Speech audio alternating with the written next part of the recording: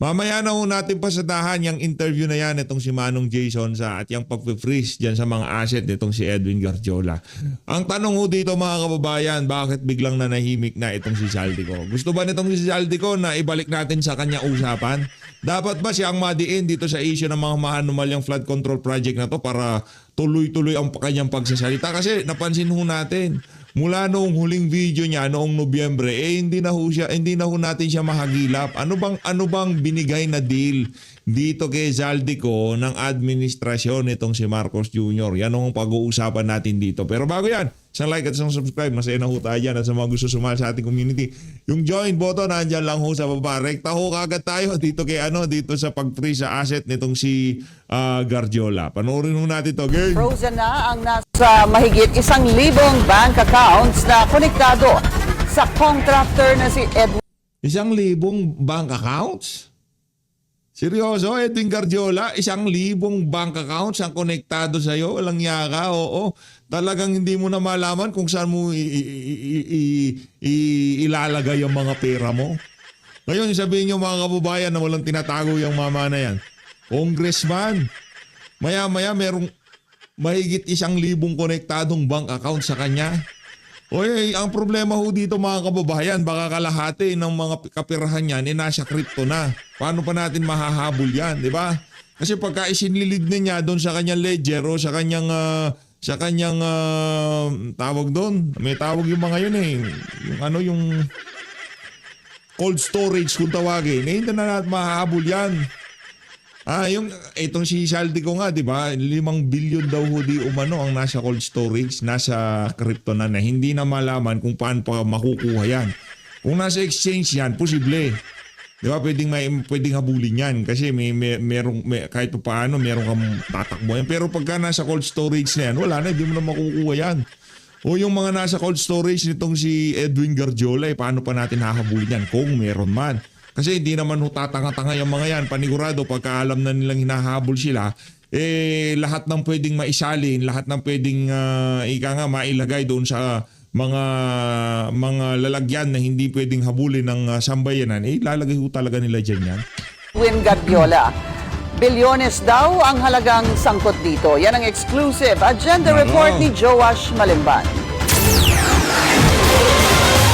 Ipinag-utos na ng Court of Appeals ang pag-freeze sa bank accounts ni Construction Workers Solidarity o CWS Party List Representative Edwin Garjola. So yan sa mga best friend nitong si Martin Romualdez. Ngayon kung na-freeze na yung bank account nitong si Zaldico, na-freeze na yung kay Edwin Garjola, kailan kaya yung kay Martin Romualdez? Kailangan i-freeze din yung mga bank accounts. Alinsunod sa isinumiteng freeze order petition ng Anti-Money Laundering Council o AMLAC. Kabilang dito ang 55 bank accounts na nakapangalan mismo kay Congressman Garjola, 756 accounts na nakapangalan sa kumpanyang Newington Builders, 325 accounts na nakapangalan sa S.Ang Construction and General Trading at 57 accounts na nakapangalan sa Laurel Development Corporation. Karamihan ng bank accounts na ito registered sa Asia United Bank, Banco de Oro, Philippine Business Bank at Development Bank of the Philippines. Ang lahat ng kumpanyang nabanggit, pagmamay-ari ng pamilyang Garjola.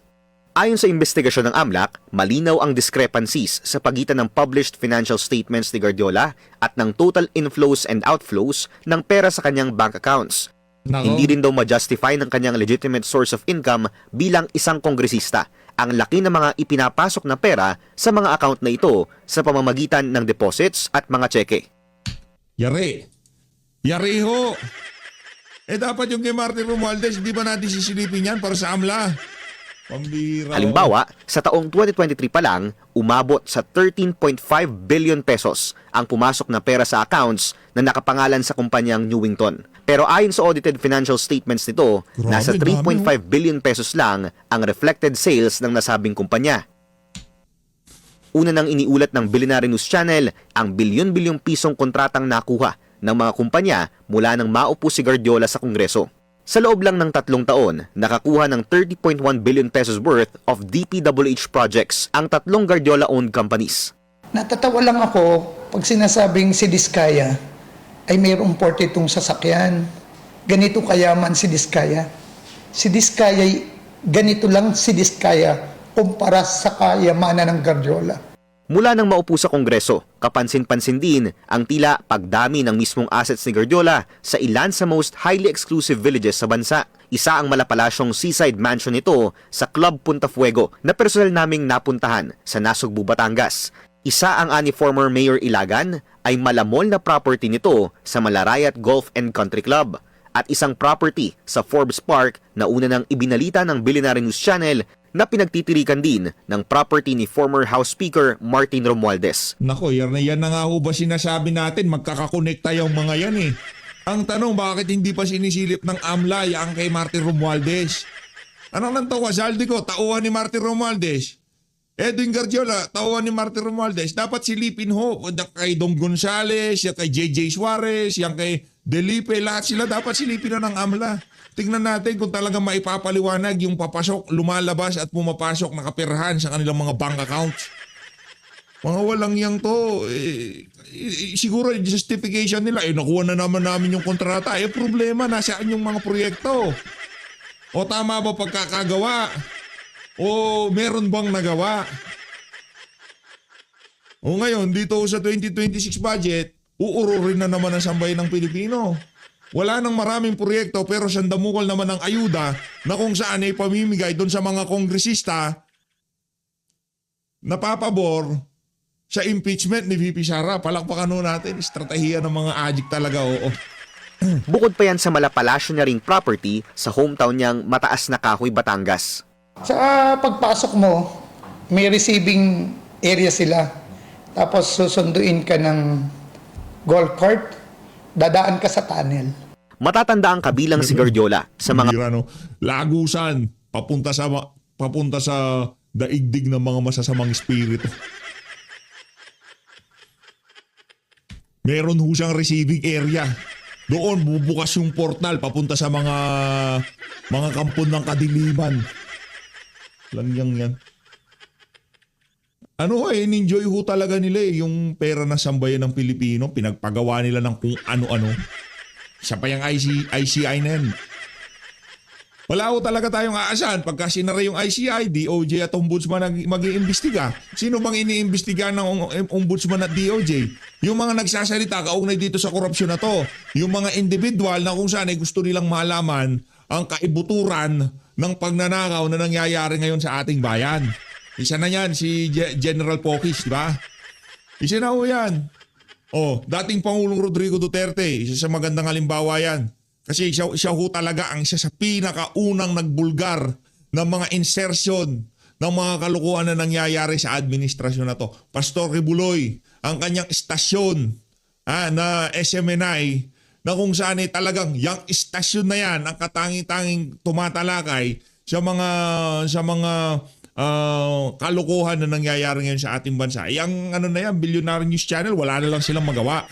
Kung mga nandyan na ebidensya at talagang kinakapitalize ng kanilang mga amo dyan, yung network na usakan na pwede nilang balagbagin yung mga kalaban sa politika. O malamang sa malamang, hindi natin alam, baka pinapatrabaho sa kanila yung si Guardiola kasi minamayat-maya nila. mga pangalang isinumite ng ICI at DPWH na mga tinaguriang kontraktor na dapat kasuhan ng ombudsman dahil sa possible plunder at bribery. Ayon sa ICI, dapat ding magkaroon ng mas malalim na investigasyon ng ombudsman kaugnay ng possible violations ng mga natukoy na kontraktor sa Anti-Graft and Corrupt Practices Act, Code of Conduct and Ethical Standards for Public Officials and Employees, New Government Procurement Act at iba pang mga batas. Ang malinaw ho dito, ang inahanap po natin dito, yung si Saldico. Ano na nangyari kay Saldico? Saldico ang mastermind. Ulit-ulitin ho natin mga kababayan, si Saldico ang mastermind. Lahat ng kakurakutan na nangyayari. Pagka kasi tinuturo siyang mastermind, nagsasalita siya eh.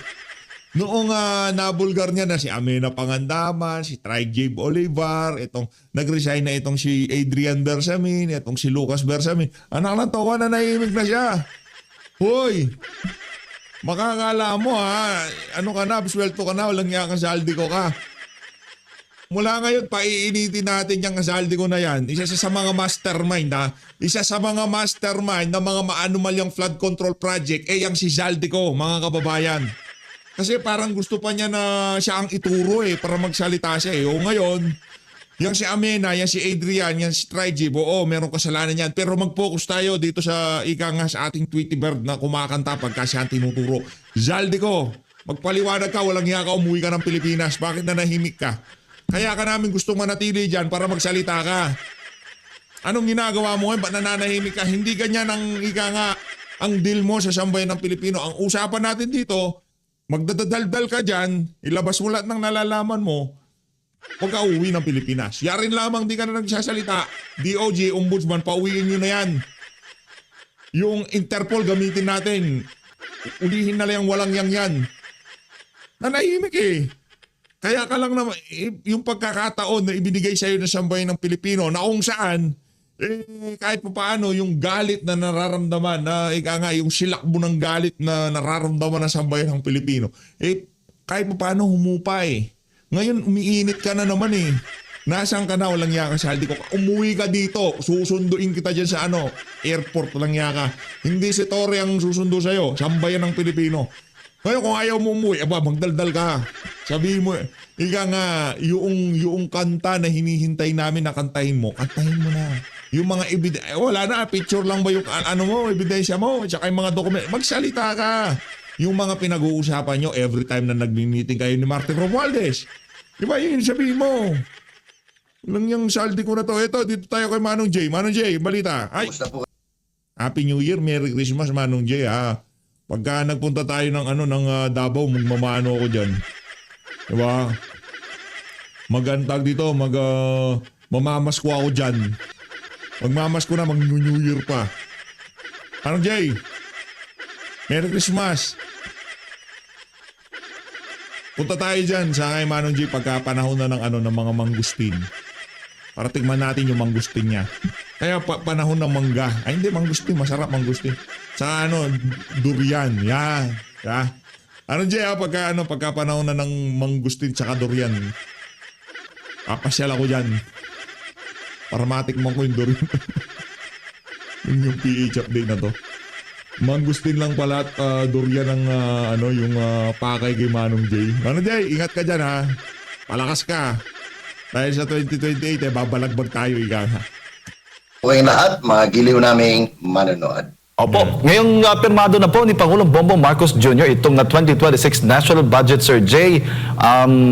Sa kabila po ng mga reforma na ginagawa, marami pa rin ang kumukwestiyon dito nga po sa ating budget ngayong taon dahil nga po meron pa daw na pork barrel. Nandoon pa rin kini-question pa rin yan, Sir Jay. Paano ho ba ito matitiyak na talagang maipatutupad ng tama at itong budget natin ngayong taon, Sir Jay?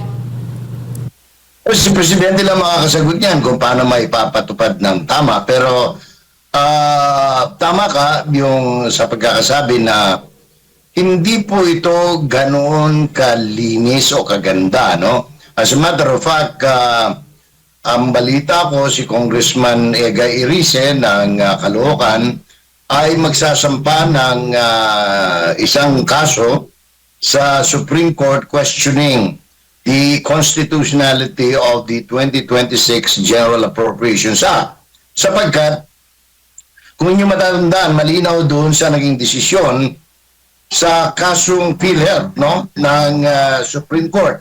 Kung di ako nagkakamali, ang ponente ay si Justice Hernando, no, na sinasabi niyang yung paglalagay ng mga unprogrammed funds. Bagamat sinasabi ng Malacanang na meron silang kinaltas, no, o pinito na 92 billion something, no? Meron pa rin natitirang unprogrammed funds. And malinaw dun sa desisyon ng Supreme Court that any unprogrammed fund, especially kasama ang allocables na bagong terminology sa pork barrel o PDAF, ay illegal and unconstitutional. So, we're expecting anytime soon na si Kinatawan Irice ng Caloocan will be filing the case. Ngayon,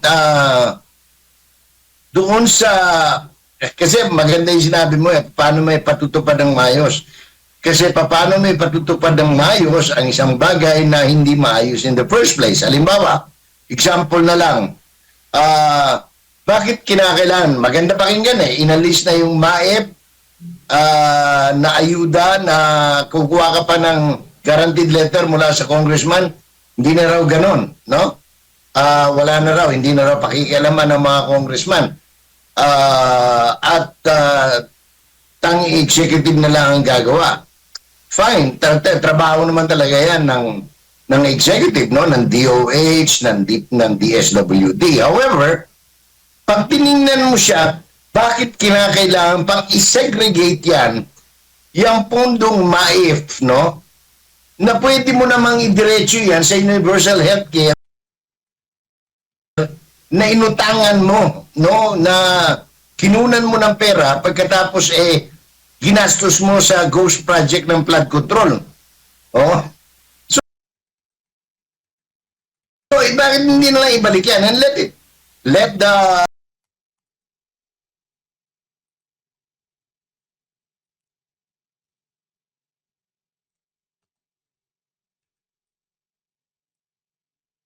anong tawag ito? The PhilHealth handle the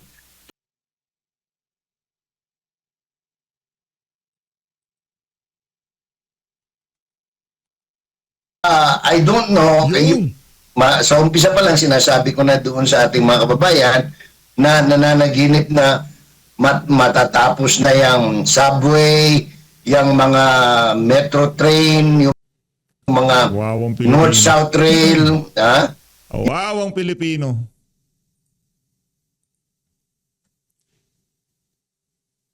Yung mga Tingin mo natin kung yung mga kababayan natin makita kung gaano ka-organisado, gaano ka-conveniente, di ba? Yung transport system nila ng mga karatig bansa natin dito sa Asia. Malulungkot ho kayo. Masasabi nyo na lang na bakit sa atin walang ganito? Mapapagano na lang ho kayo Tipong napaka-convenient. Sobrang dito ka ngayon, after 10 minutes, nasa kabilang ibayo ka na, ganun ho kabilis. At yung nila, yung kung gusto mong libutin ang buong lugar, hindi ka gaya sa Pilipinas, pag kailangan mong, dito kailangan mag-grab ka, kailangan mag-jeep ka, mag-tricycle ka, wala akong ganun. Walang ganun. Talagang interconnected ho lahat ng lugar sa mga, dyan lang sa mga karatig bansa natin. Kahit saan ka magpunta dito sa sa Southeast Asia, karamihan ng mga bansa, ganun na ho. Ganon, yung iba naman, yung mga developing, ganon ho yung ini-aim nila. Kagaya dyan sa, kagaya dyan sa Hong Kong, di ba? Yung train nila nasa ilalim ng dagat. Ganon katindi. Sa atin, isang subway na nga lang, di pa matapos-tapos. Hindi malaman ng pamahalaan. Ang problema kasi di sila kumita Pero kung kumita sila dyan, kunyari, nakapag-insert sila dyan, nakapagnakaw sila dyan, malamang sa malamang, medyo mabilis ang development yan. Pero dahil nga naman hindi sila kumita, kailangan yan, pabagalin, pagka nagkaroon ng problema, isisi siya ng administrasyon. Ganyan ang strategiya ng mga adik dyan sa Malacanang.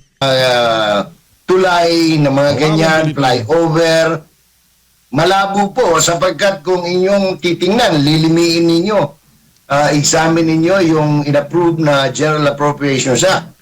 Yun mga funding dyan, bagamat itong mga program na ito ay funded ng foreign countries, hindi mababalan po yan sapagkat yung counterpart peso na dapat ay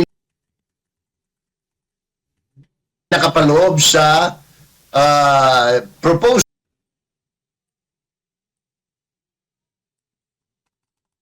Medyo pangit ho yung itong video na to. Lipat ho tayo. Palitan ko lang. Paputol-putol parang mahina signal. Palitan ho natin. Yung? Inalis yan. Ewan ko kung bakit, no? So, yung mga subway, metro subway, medyo hanggang panaginip na lang muna yan. Yung mga... Awawang Pilipino. Kasi yung mga foreign assisted program o project, nangangailangan yan ng peso counterpart. Yeah. Kaya pag wala yung peso counterpart, hindi magre-release siyempre yung funder na foreigner. So, in a nutshell, Yan ang ating unang observation, Jade. Po, at nabanggit nyo nga na dito nga sa, bago ba sa inyo itong patakaran na dapat wala ng politiko, dapat opisyal lang ng gobyerno, I mean sa executive, nabanggit nyo nga, ang magpapatupad nitong MAIFIP at itong AX at itong TUPAD, no, mga programang ang pinamimigay madalas noong nakaraang taon pa. Alam na natin yan, hindi ho ba nasa batas na po yan before pa at hindi na po yan bago, Sir Jay? In theory, dapat ganyan, ano? Pero alam naman natin ang katotohanan. Kahit na ngayon, I doubt it very much whether they will implement it that way. Dahil, ang dali-dali sabihin yan, no?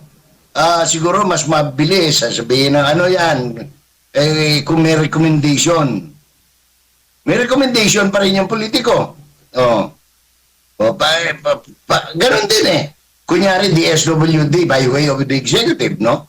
Ang mag-i-issue. Pero, isa sa requirement would be a referral letter from the congressman. Kasi madaling imposibleng ano yan eh.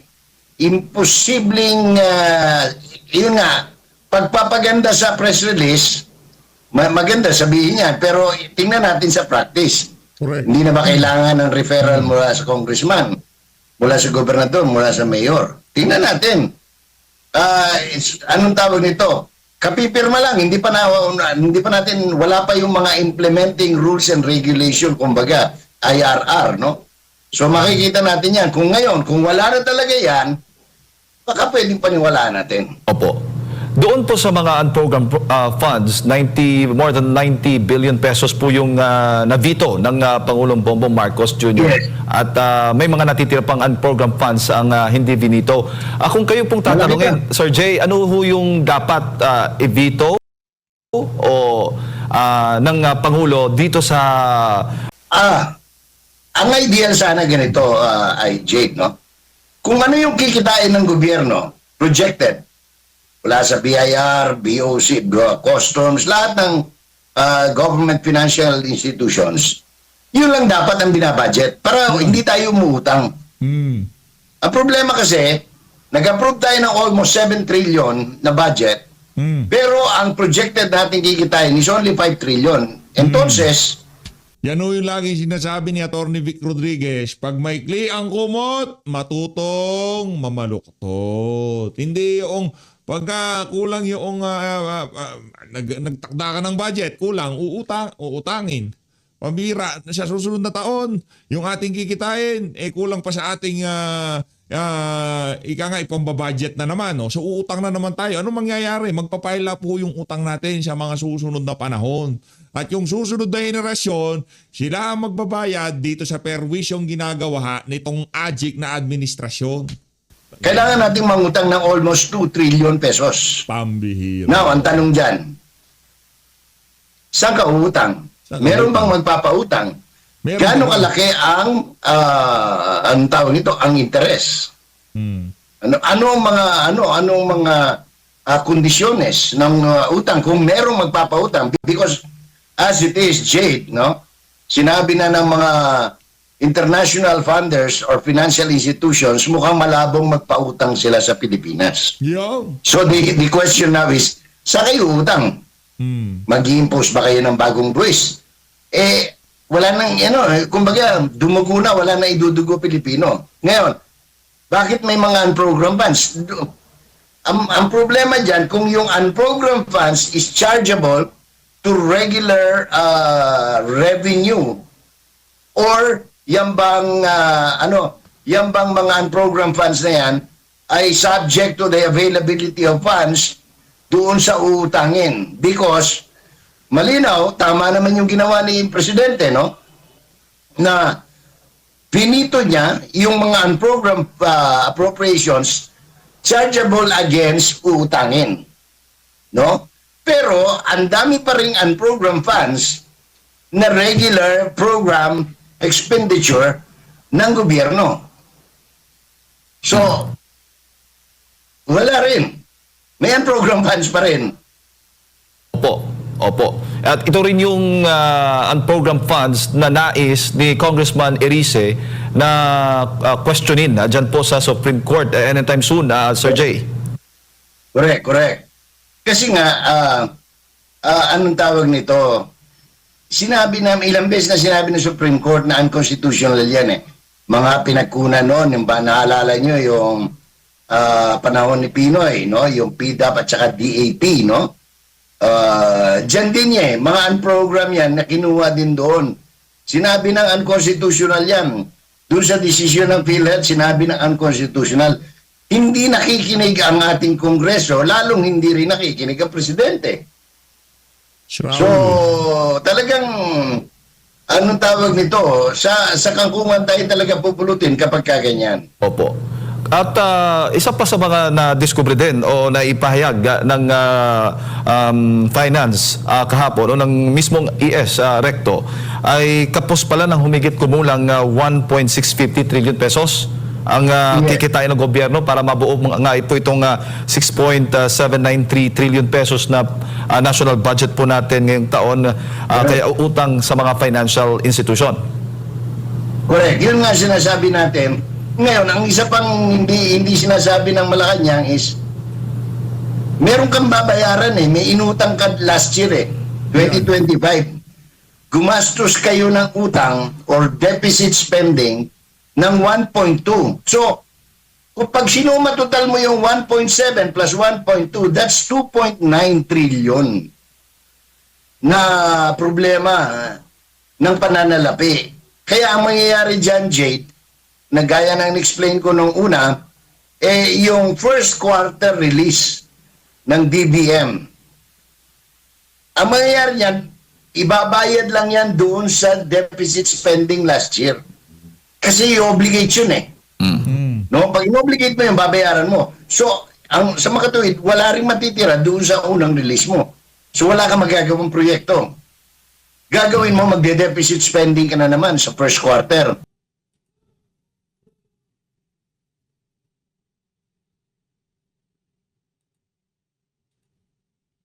Babayaran ng second quarter. So,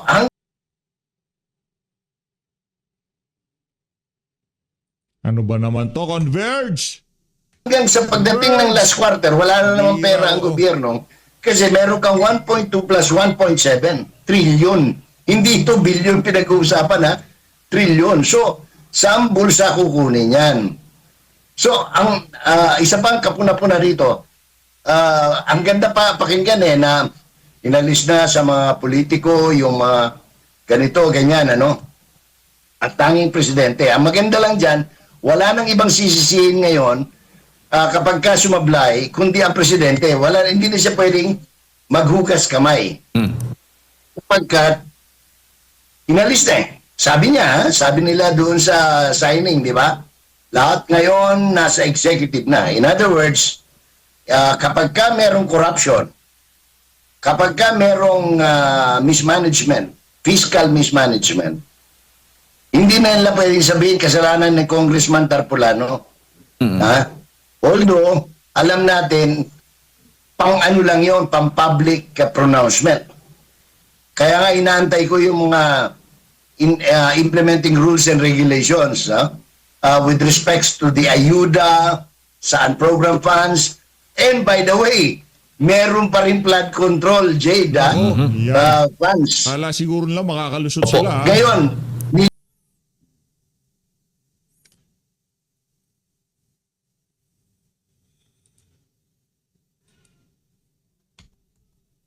lipat nila yung ibang pondo, alam mo kung saan nilagay.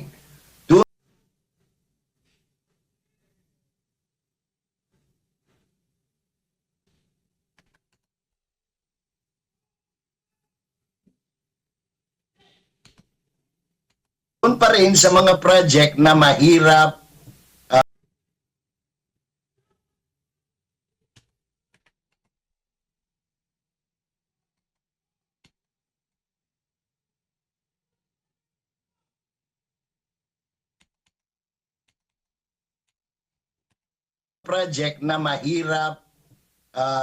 parang flood control.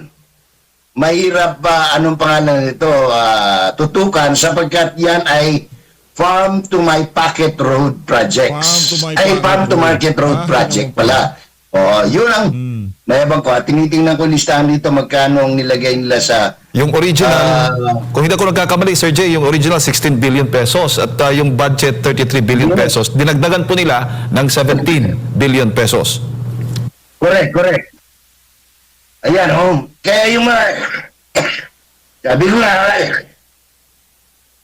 yung mga pagbaha sa Metro Manila, malabo pang makoreksyonan yan dahil binawasan yung mga budget para sa para sa mga foreign assistance project tulad mga Metro Manila Pumping Station, Pasig Marikina Spillway, Cavite Bataan Bridge, mga tulay sa Negros at iba pa. No, so from 70 billion, naging 17 billion. So, paano mo itatayo yan? So, yan ang mga problema natin. Yung farm to market road, ginawang 32 billion from 16 billion. So, malaki na naman ang nanakawin. Nanakawin ang kailangan nilang iayos.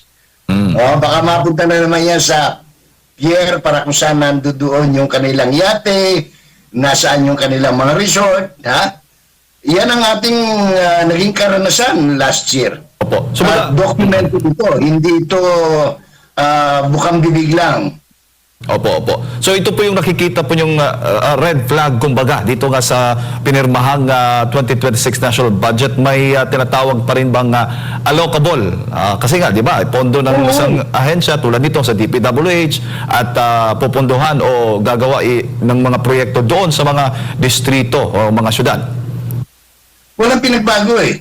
Ang pinagbago lang yung amount. Pero yung sistema naroon pa rin. Yung system of corruption na pinagkukunan ng corruption o pandarambong, nandoon pa rin. In fact, wala namang binago. Ang nabago lang, hindi na kuno makikialam yung mga congressman. Pero yung sistema ng DPWH doon sa mga allocable o iniaalok, no? Sila pa rin ang may sabi. Di ba? Pag tinignan mo yun, malinaw yan. At saka, ito'y siguro para sa mga mayors, governors. Merong inalis dyan sa budget Admar Jade, no? Na dapat laan para sa mga local government, pero inalisan, pinawasan. In other words, kung inaasahan nyo lalaki yung mga internal revenue allotment niyo, wag muna. No, baka mamaya inutang nyo na yan o ikinumit nyo na yan sa mga kaibigan yung kontraktor, malabo yun. Opo. So yan ang hindi pa umiimik yung mga League of Provinces, League of Municipalities, League of Cities. Please check the General Appropriations Act. Baka yung mga inaasahan ninyong assistance o yung talagang laan para sa inyo, wala kayong matatanggap. Opo. So may allocable, issue ng allocable at issue ng unprogrammed funds at ito pang issue ng MAIFIP, tulad at AIX. Ito yung mga nakikitang questionable po sa inyo. Hindi ko sinasabing questionable. Dapat babantayan. Hindi, questionable. Lalo na yung foreign assistance. Kasi kumbaga, yung panaginip natin na halimbawa, magkakaroon ng tulay sa ganito, chargeable, tapos funded kunyari yan ng Norway o kung anumang bansa. Hindi po yan may tatayo ng walang counterpart peso. So kung walang counterpart peso, o binawasan yung counterpart peso, mababala yan. Kung halimbawa, inaasahan nyo matatapos this year o next year, baka sa 2037 na yan matapos. Opo. At saka doon ba sa paglagda ng Pangulong Bongbong Marcos Jr. doon sa 2026 national budget, Sir Jay, may nakita kong post po ninyo na pinagbawalan din yung pagkuha ng litrato. Tama ho ba? Yun ang hindi ko maintindihan eh. Bakit takot sila sa smartphone? Bakit natakot sila? Kasi yan ang bagong system of communication, of recording videos by reporters. Bakit? Meron ba sila, takot ba sila na may mahagip na naman na nag-aabot ng kupita, tumutungga? Meron bang ganon? O meron, takot ba sila makita na may black eye? O anong tawag dito? Naluluha na yung mga mata? Yung mga ganon? Meron ba silang nakikita diyang hindi nagsusuot ng bra? Paano ba? Bakit sila? Parang praning na praning. Ha? Na, para tayong patras eh. Kasi ngayon kahit na recording, ginagamit natin cellphone na, di ba? Smartphone na. Di ba? Kahit pag-feed ng live, cellphone na.